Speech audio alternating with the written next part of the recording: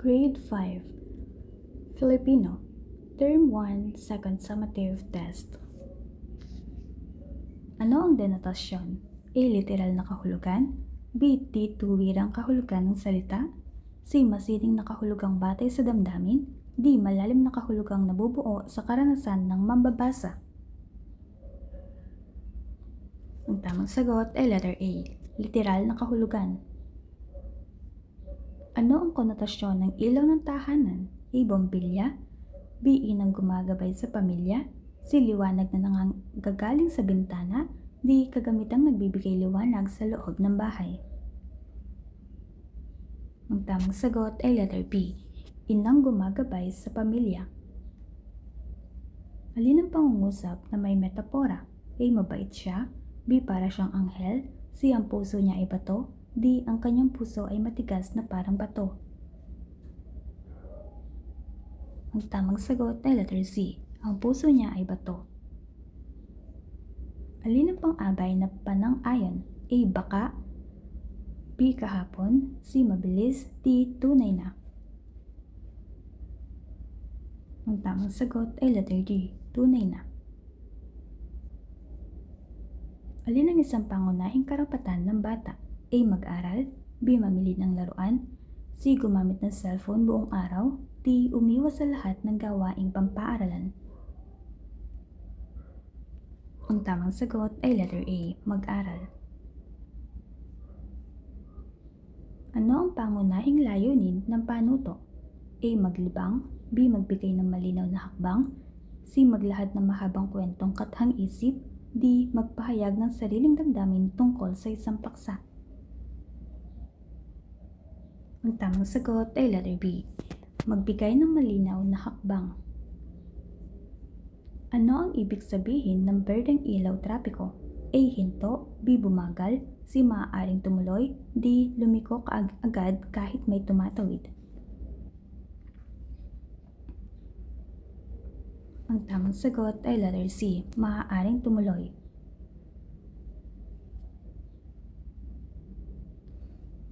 Ano ang maaaring mangyari kapag hindi sinunod ang wastong ayos ng mga hakbang? A. Wala. B. Mabilis ang gawain. C. Lilinaw ang panuto. D. Maaaring magkamali o hindi matapos ng tama ang gawain. Ang tamang sagot ay letter D. Maaaring magkamali o hindi matapos ng tama ang gawain. Anong tanong ang sinasagot ng focus sa tagaganap o aktor? A. Sino? B. Saan ginawa? C. Kailan ginawa? D. Ano ang bagay na ginamit? Ang tamang sagot ay letter A. Sino? Alin ang pangungusap na nasa focus sa tagaganap? A. Ang pagkain. B. Nagluto si Ana. C. Niluto ang pagkain. D. Ang pagkain ay niluto ni Ana. Ang tamang sagot ay letter B. Nagluto si Ana. Ano ang panlaping ginamit sa salitang kumain? A. Ka. B. Mag. C. D. Pinaka. Ang tamang sagot ay letter C. Kumain. Ano ang kahulugan ng simbolong titik E na may pulang pahilis na guhit? A. Exit. B. Paradahan. C. Bawal tumawid. D. Bawal pumarada. Ang tamang sagot ay letter D. Bawal pumarada. Ano ang ibig sabihin ng LRN sa enrollment form? A. Learner Reference Number. B. Learner Registration and Number. C. Learner Record and Registration Number. D. Learner Reference and Registration Identification Number. Ang tamang sagot ay letter A. Learner Reference Number. Anong impormasyon ang hinihingi sa date of birth? A. Edad. B. Petsa ng kapanganakan. C. Lugar ng kasulukuyang tirahan. D. Buong pangalan ng magulang o tagapag-alaga. Ang tamang sagot ay letter B. Petsa ng kapanganakan. Ano ang slogan? A. Larawan. B. Mahabang ulat. C. Maikling pahayag na madaling tandaan. D. Detalyadong paliwanag tungkol sa isang produkto. Ang tamang sagot ay letter C. Maikling pahayag na madaling tandaan.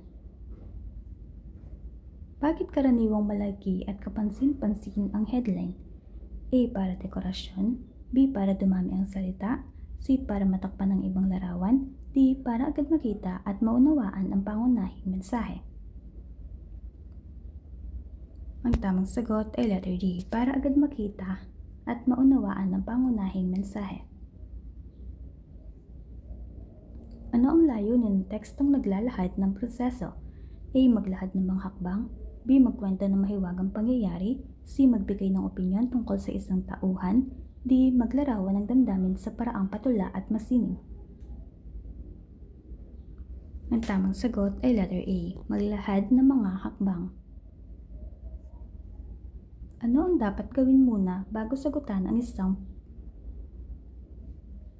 formularyo? A. Magsulat agad. B. Basahin muna ang panuto. C. Iwan ng blanco ang mahihirap na bahagi. D. Humingi agad ng sagot mula sa katabing mag-aaral. Ang tamang sagot ay letter B. Basahin muna ang panuto. Alin ang pangungusap na gumagamit ng actor focus sa proseso ng pagpapatala? A. Ang form ay sinagutan. B. Ang pangalan ay isinulat. C. Pumipila ang mga mag-aaral sa registrar.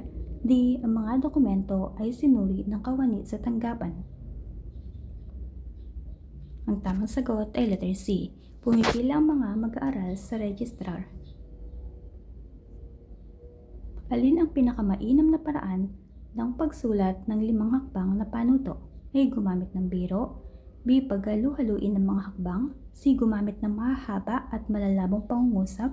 D. Gumamit ng malinaw, maikli at sunod-sunod na mga hakbang. Ang tamang sagot ay letter D. Gumamit ng malinaw, maikli at sunod-sunod na mga hakbang.